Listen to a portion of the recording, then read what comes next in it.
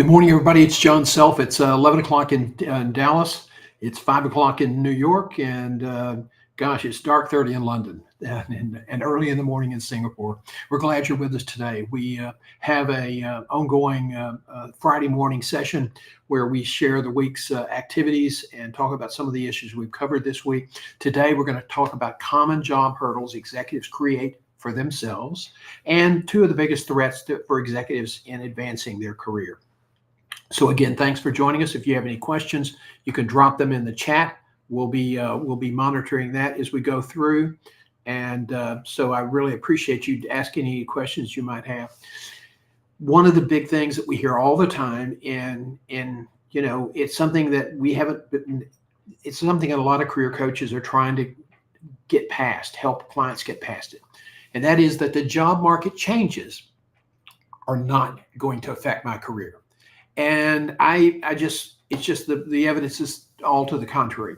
It's whether you apply online or leverage your professional network, there is a shortage of executive and management jobs. There's simply fewer of them today than there were 5 years ago. That's a fact. You can't dodge that. And so that obviously has a spillover impact on how long it takes to get a job, how many people are competing for the job, et cetera. Also, a lot of people who don't have networks apply online. And let me tell you something. Right now, a lot of the jobs that you're seeing on some of the popular job boards are phantom. Companies aren't taking them down, but they're not exactly rushing around to fill them either. So you need to keep that in mind. One of the things, if you come into my practice and you want help, one of the things we try to tell you to do is stop applying online. The odds are just so incredibly crappy. Many of the online jobs are phantom, as I said. Success rate for the online applications is about 0.3%. And if you're trying to get one interview, you're probably going to have to, the latest statistics show you're probably going to have to make between 200 and 240 applications just to get one interview. So don't waste your time with applying online. There are better ways to do it, and we can help you get there. Most professional networks are not strategically aligned. So if you don't have a network, you're going to have to apply online. Well, you can't do that really because it's not going to produce results. If you don't have a strategically aligned network, if you have just random people in your network, that's probably not going to help you much either. You have to have people who are targeted for the job, the companies you'd like to work for. And somebody says, well, how do you know who you want to work for? Well, you should have had a career plan before you got laid off, before you got the sack. So this is a problem that a lot of people have. They don't want to plan because they think they're going to box themselves in. And what happens is they get laid off and they get boxed in big time. So you've got to think about these things strategically. Networking is important. It's vital, but you can't do it willy-nilly. You have to say, okay, here's my ultimate goal. Here's where I want to be. It may change. God love you. That's the way it happens for companies and a lot of people. They change. But if you don't start off knowing where you want to be, you're going to end up someplace else and you probably won't like it. Okay. So you need to really think about, okay, I want to be here. Now, in 5 or 10 years, you may say, that's not really what I want to do anymore. Great. You can change it. But then you have to go back through the process and just say, okay, what is it going to take me to get to that point in my career? And oh, by the way, if there are detours, if the economy goes south, what am I going to do as an option? What options do I need to create so that if it's something bad does happen, I'm not running around, as my granny used to say, like a chicken with their head cut off. Okay. You need to be saying, okay, this job we're merging. I'm going to lose my job. I've got 5 or 6 or 10 other companies identified in advance where I would like to work. And I've built networks around those companies to get referred in. So there's ways you can also do, behind the scenes kind of networking using people on LinkedIn. Some of these networks that you can build can be done in real time. They don't have to be built in advance. Now, the advanced work is better because you're building trust and confidence. But if you're in a bind, you can always do research on companies and build networks through connections. Okay, so that's, those are things that's how the job market is changing people's career today. They're not prepared. I guess it never crossed their mind that they might get laid off. The economy might slow down. We might have had a presidential election, and we might have tariffs. We might not. Who knows? But if we have tariffs, they might result in an recession and higher prices. So a lot of things can happen. If you're not thinking about those in advance, you're missing the boat, and you're really going to hurt your career. So, a lot of people come and, I was one of the early ones talking about the white collar recession. I got that title from Business Insider, which is a great publication with a lot of good career information and a lot of good business news. So I encourage you to subscribe to that if you don't already do so. But Business Insider, they also came up along with a Texas A&M professor, what was that called? The Great Retirement during the pandemic, and the Great Resignation. That's what it was, because people were resigning left, right, and center because they could get better jobs. Well, let me tell you, the job shortage in the management and executive area, this is real. This is real. And if you don't believe me, talk to recruiters who, if they put a job up on the board, they're going to get 200 to 300 applications, maybe 400 within a couple of days. So you absolutely have to, just accept the fact that there are fewer jobs today, and there's not a big indication that suddenly we're going to create a lot more executive and management jobs in the near future. People are going to keep their powder dry. They're going to see how the new administration unfolds, and whether there's going to be chaos or whether there's going to be real reform, and how that reform or chaos might affect their businesses. Now, if you're a manager, you're probably looking at a 6 to 8 month time to hire. There are other certainly exceptions where it's taken less, but it's 6 to 8 months. For executives, it's somewhere between 8 and 14 months, and that's trending longer because there are more people now in the market, and they are trying to find jobs, and so you have a lot of people, competing for the same job. Okay, a lot of people are networking, and so a lot of networking people are referring candidates in for those jobs. So, you really have to work at it, and you can't wait and sit around and be at the end of the line. You need to be out front. You need to be developing relationships. Now, the network is important, as we've said many times in the past, because 70% of the available executive and management jobs are not even posted. This is from CNBC, a report that they put out. And when you have a recruiter calls you, your odds at the start of the recruiter interactions about 32 to 1. Okay, it may get down to around 10 to 1 or 5 to 1. That's a long way to go. That's 32 to 1 to get down to odds that you might bet on a horse at the racetrack. That's a big jump. If you are referred by a trusted networking source, you're looking at 16 to 1. And so that's better. You still have to compete. You still have to be prepared. You still have to enhance and elevate your interviewing skills. So how long is it ready to go to market? That's a question we're frequently asked. If you get laid off, how long does it get ready to go to market? Okay, let's talk about that. If you are job search ready, you can probably be in the market in less than a month. Okay, and I say less than a month because if you've been laid off, or even been sacked, and I hope that's not the case, but if that happens, you need a week or so to process. Because if you've been with a company a long time and now you're laid off, or you've been eliminated because there's a merger, that takes an emotional toll. And there's a lot of studies that say that losing a job can, in some cases, equate to like losing a friend or a relative. It takes some time to process the grief. Why do I say that? Because we humans, most of us anyway, attach a big part of who we are to our job. Now, is that the best thing in the world to do? No, but it's human nature. And so when you get laid off, there is this sense that part of my identity has been bushwhacked, and there's sadness and there's frustration, and you need to kind of process that before you get out and start trying to network and interview. And so I would say that it's going to take you at least 3 or 4 weeks to get situated, be sure your resume is up to date, etc. Now, if you're not job search ready, it can take you 60 days or longer. Why? Because if you're not job search ready, if you don't know what's going on in the job market today, you can go out there and start doing what you've always done in the past, and it won't work. And you can keep pushing forward. And I've seen people waste 2 or 3 months trying to do things to find a job the way they've always found it in the past, and then suddenly get so frustrated because it's not working. Well, what got you here is not going to get you to your next job. I can assure you of that right now. It is a different market, and it is affected by some really significant trends. Let's talk about those. Technology. Wow. In the last 5 years, we were already looking at applicant tracking systems 5 to 7, 8 years ago. They've been around with big corporations since the late 90s. But they became widespread, through the 2000s. And, and as you move back 5, 6, 7 years ago, they began to really catch hold. Today, 97% of all companies use some level of applicant tracking system, either one that's embedded in their own system and takes resumes off the website portal, or they're using somebody like Indeed, iHire, a ZipRecruiter. It's the same principle. It's an applicant tracking system that matches your job resume with available positions. And so it's essentially what corporations are doing.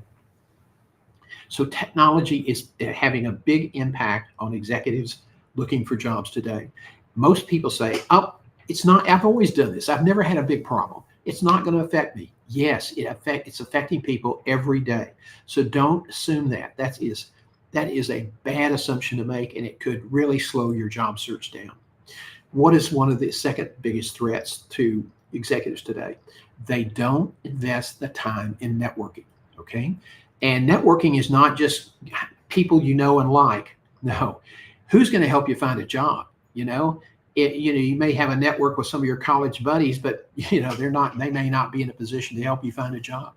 When they're not that kind of network, it's going to prolong your job search. So think about where you want to be, the vertical. Think about where you want to end up. What steps do you have to accomplish to get to that ultimate goal? And start planning ahead and aligning your network around organizations that you need to have for a next step.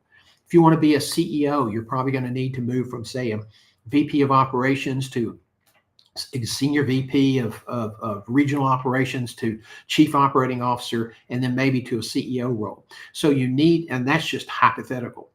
Some people, it's a little bit longer, some less.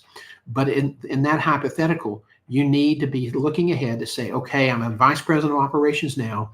I want to be a senior VP of operations. That probably won't happen in this company. Where do I need to be? What companies do I like and admire? Where do I need to be?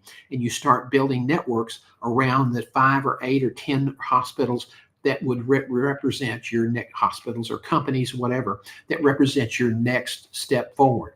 You want to build networks within those organizations and around those organizations. And your best tool there to get started is your professional association directory, because it usually has telephone numbers, addresses, and emails. But you can also use LinkedIn, because you can put the name of an organization in LinkedIn and it'll produce a list of everybody that's linked on LinkedIn. If they've identified that company as an employer, that will give you those names. And so you can start building connection points. When you try to connect with somebody on LinkedIn, never just say, yes, I want a connection. Always send a message with it. And it's a 300-word limit. But what you're trying to do is say, I'm very interested in your organization. I try to track what's going on. I'm at this level now, moving to this level. If you hear anything in your organization or in the industry, please let me know. I would appreciate it. And likewise, if there's anything I can do for you, please let me know. Networking is not just what you want, it's what they may need. So it's got to be two ways, and you got to make that clear from day one in the initial message. So that's really key. Networking must now be tied to your strategic plan, your career plan, and your career plan needs to be written. Okay. You need to put down the detail, and people say, I don't want to do that because it's going to change. Yes. Businesses do business plans knowing full well they're going to change from year to year. Okay. But you have to do this. We're not talking about a 40-page document. We're talking about maybe 2 to 5 pages max, double spaced. So if you do that, why? Because then it's real. If you've written it down and you've identified your performance points along the way, that's real. If it's just up here, that's an intention, that's a wish, it's a dream. You can't afford to expect your career to grow today on wishes, intentions, and dreams. Won't happen. When you set that plan in place, now you have a firm foundation on which to build your strategic networking. We call it networking 3.0. And it is the best way to really help your career, nurture your career, advance your career. It's your equity. And you really have to do that. Now, it takes time. Yes, it takes time. But you have to decide, okay, what do I want, a job or I want a career? If you want a job, that's great. You can probably stay in one community forever. You may not make as much money, but you're making a lifestyle choice. If financial security for you and your family is important, then you're probably looking at having a career. And so, because to move up, you're going to have to spend time, develop your professional network and develop your professional abilities. So, a lot of it's just, what do you want in life? Networking is critical if you want to move up and have a career. Okay. One of the other problems that executives come into play is that lack of preparation. People show up to interviews and sometimes you just want to jump over the table and choke the living out of them, because you're now on your third interview for the day. You are trying to find somebody to solve this client's problem. And people come in and they look good on paper, and they're just haphazard, lackadaisical, and they really seem to be content on just answering questions. Well, that's not going to differentiate yourselves from the 10 or 15 other people we've interviewed. So if we're going to pay you to come to come interview with us as a recruiter, or even as a corporate recruiter, be prepared. Recruiters say that is one of the most common frustrations they have with applicants today, is they don't show up prepared. Or if they are, quote, prepared, it's so superficial that they'll have information that's not correct, or they'll assume something that's about what's going on in the organization or the community, and it's wrong. Misusing information, not having current information is a mark against you.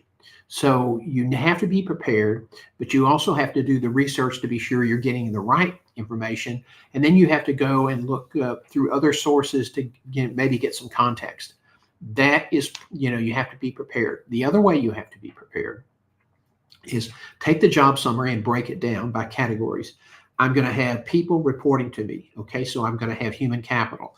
I'm going to be responsible for managing the finances of the division, sales and expenses. Okay, so I'm going to have P&L responsibility. Okay, you need to put that down, and then go through all your strengths, whether it's human resources, financial operations, marketing, governance, whatever it is going to be in the job. And governance may mean your reporting relationships up the ladder.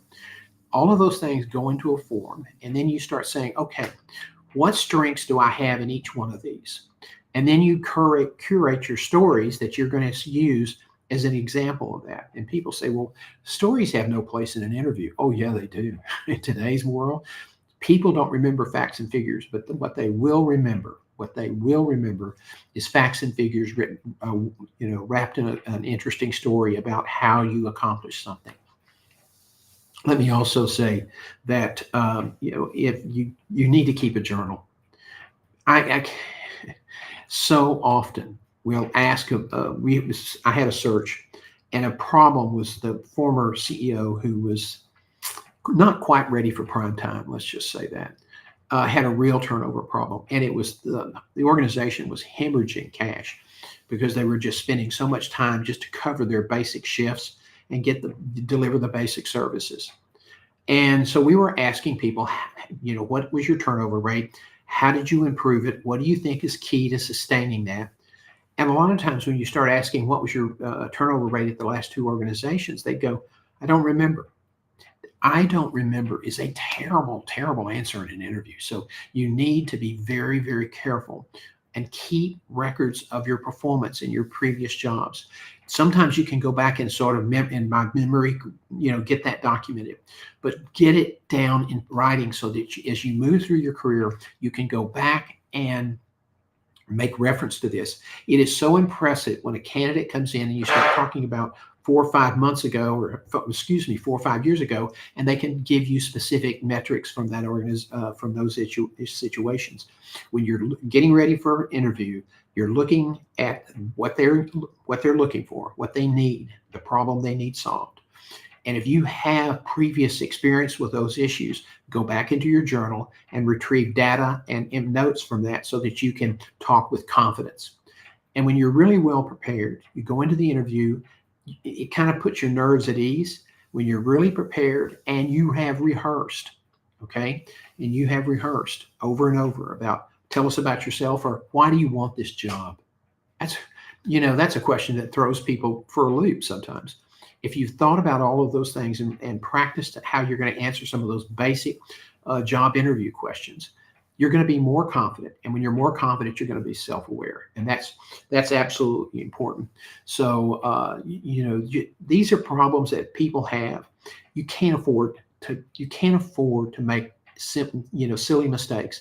It takes so much time. It takes so much effort. Even when you have a professional network, it's stressful to get to the final interview table and then get one of those horrible emails or kind of an ambivalent call. We've decided to go in a different direction. Stop. Don't put yourself through that anymore.